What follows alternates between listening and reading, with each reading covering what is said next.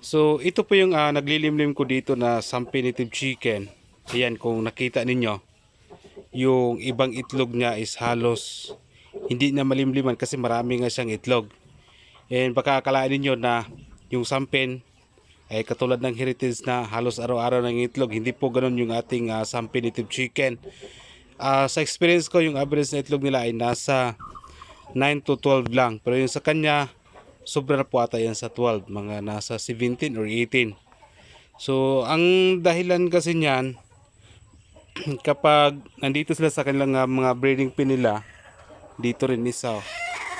Yan, marami din pong itlog yan. Ang nangyari kasi, halimbawa, itong Sampi Native Chicken ay naglimlim na siya ng 5 days.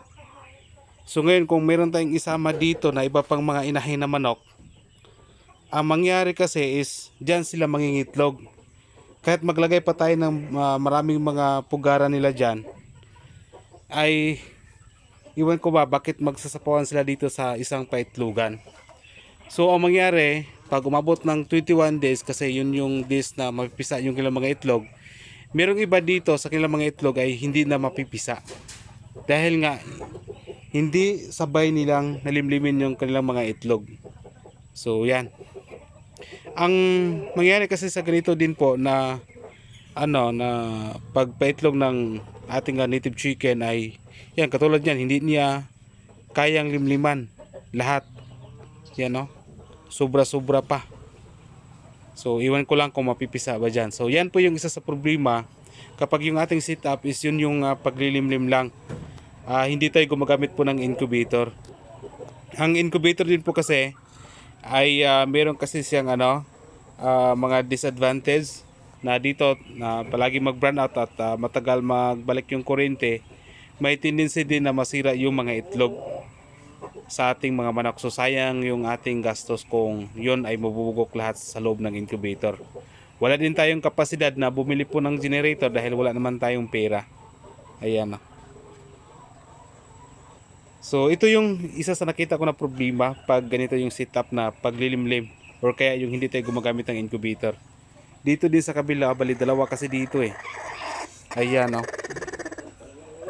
Nagsobra din yung kanyang mga itlog. Kaya dito wala nang ibang mga sampin dito kasi nilipat ko na lang sila para hindi na sila madisturbo sa kanilang paglilimlim at yung mga itlog na nilimliman nila ay sabay-sabay na. So punta tayo doon sa kabila. Hindi na lang natin i-cut yung video para hindi na tayo mag-edit, para diretso upload na. Ayan. So yan dito. Yan, mayroon pa tayong lock para iwas sa mga magnanakaw. So dito na side, tingnan natin dito may basilan ako na naglilimlim dito. Ayan. So marami din po yung kanyang mga itlog actually. So ang ginagawa ko dito na ibang inahin na basilan, kita nyo, atras tayo konti, wala na, siya na lang mag-isa dyan dahil kinukuha natin yung ibang inahin na mga basilan para hindi na sila magsasapawan at hindi mabasag yung kanilang mga itlog. Para yung paglimlim nila ay sabay-sabay ding mapipisa. Ayan. Marami din yung kanyang mga itlog kaya kinuha ko na, nilipat ko sa ibang kulungan yung iba. Okay. So lipat tayo sa iba. Actually marami akong naglilimlim ngayon ng mga manok. Marami ding nangingitlog after how many months ng kanilang paghinto sa pagitlog. Dito, meron din po ako isa dito.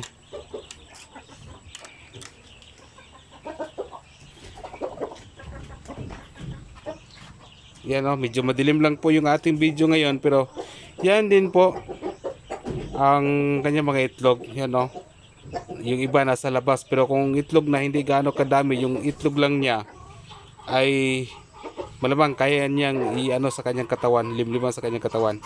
Pero yung ating yan ang mga basilan. Pero yung ating mga manok actually ay hindi naman yan nag-mix na sampin, basilan, hindi, kasi sinisiparate ko sila. Yung aking setup dito kasi kung merong bumili sa atin na na mga basilan at saka sampin ay yung maibigay natin yun yung yung manok talaga na gusto sa ating buyer. Dito naman sa kabila, pakita ko sa inyo ha.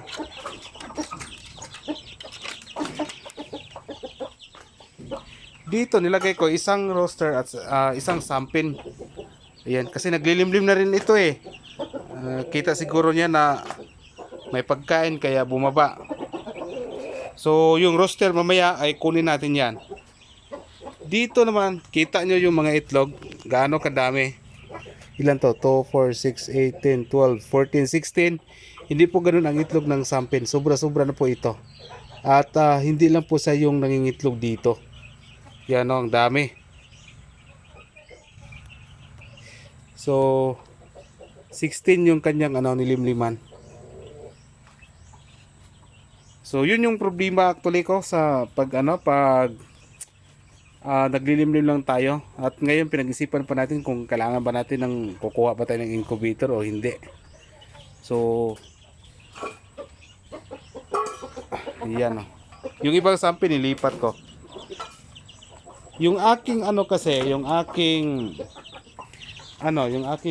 breeding pen sa aking mga manok ay yan o. Siyam to lahat. Tapos naka green screen. Yung sa likod ay net. Kaya malaki din po yung ginastos natin sa pagpagawa ng ganito. So tingnan natin sa likod. Meron pa sa likod. Kasi binababad ko pa yung mga pagkain nila. So mag video muna tayo. Dito yung ating mga basilan no. Ito yung nabili ko na basilan na bago lang. Last month siguro yon o last 2 months. Yan po yung kanyang kapares oh. Dito may itlog na ba? Ayan, maraming itlog ngayon ah. Nangingitlog ngayon. So yan po. Nangingitlog pa lang yan. Diyan yung sa likod yung aking net. Ayan oh.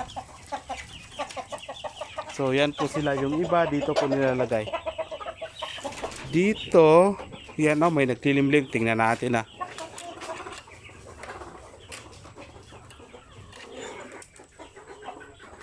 Tingnan natin dito. Ayan din po. Yan, nanobra din yung kanya mga itlog. Kaya dito, siya na lang po yung mag-isa.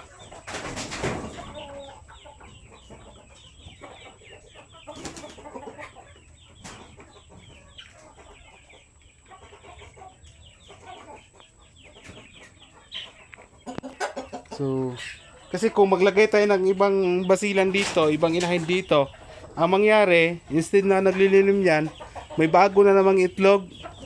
So, mangyari, pwede mabasag o kaya hindi sabay mapipisa.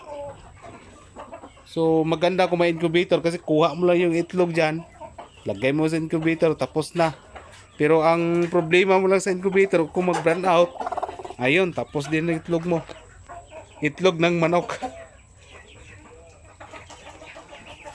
Actually, marami pa to dito naglilimlim ah. Tingnan nga natin dito. Dito sa kabila, tingnan natin, may dalawa dito naglilimlim. Ayan.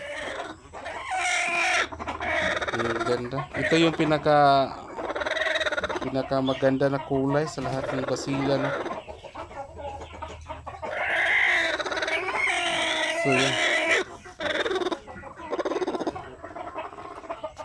Mga ilang araw mapipisa na rin yan.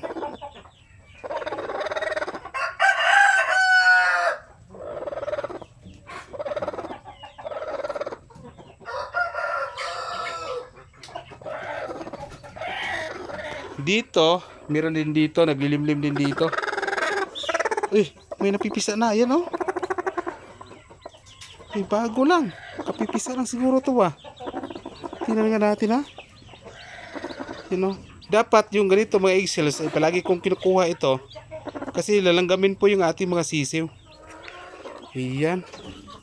Ay, may napipisa. Ayan. Ayan oh. Kanina may pinupugad tayo, hindi ko lang nabidyohan. May ipakita ko lang sa inyo yan oh. May sisiw na pala dito na hindi ko alam. Kasi ngayon galing ako sa trabaho, pagbalik ko dito may napipisa na. Ayun, isa bago pa lang oh. Ayan oh. Yan oh. Nako. Sige nga, bukas lang natin ito ilagay doon sa kulungan.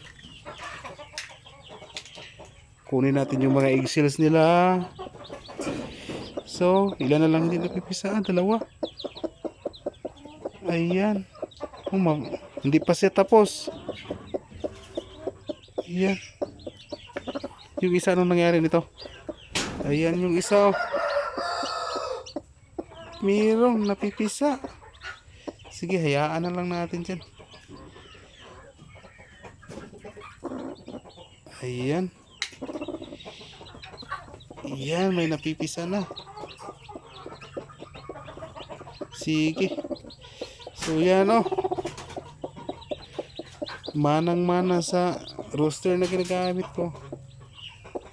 Ayan. Sige. Yan, may napipisa. Nagulat ako, may sisiw. Yan oh. May sisiw po pala. So itong eggshells maya kunin natin to, tapon natin yan. Kasi busy pa tayo.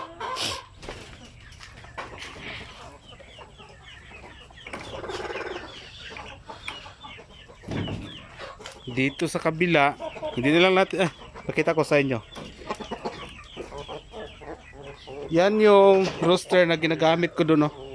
Yung bagong pisa ngayon.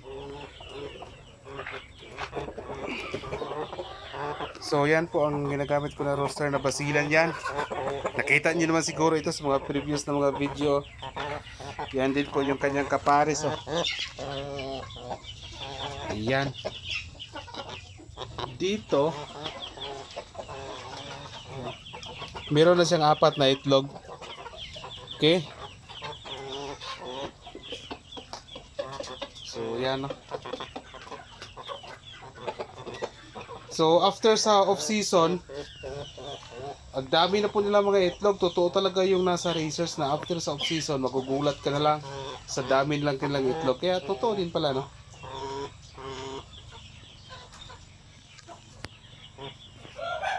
Dito sa ating ranging area. Yan, oh. Tingnan natin dito kung may mga itlog ba. So yan. Dito ha, tingnan natin dito.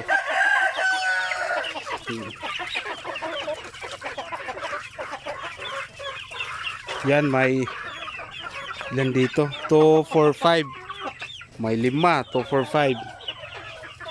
Dito na side. Yan oh, maraming itlog din. So alam ko hindi lang isa yung nangingitlog dito. Marami to sila. 2, 4, 6, 8, 10, 12, 13 na itlog yan. So yan lang. So siguro sa mga susunod na mga buwan o next 2 to 3 months, 4 months or 5 months, dami na siguro nating manok dito. Pero ngayon yan yung lang yung natitira dahil yan oh, konti na lang.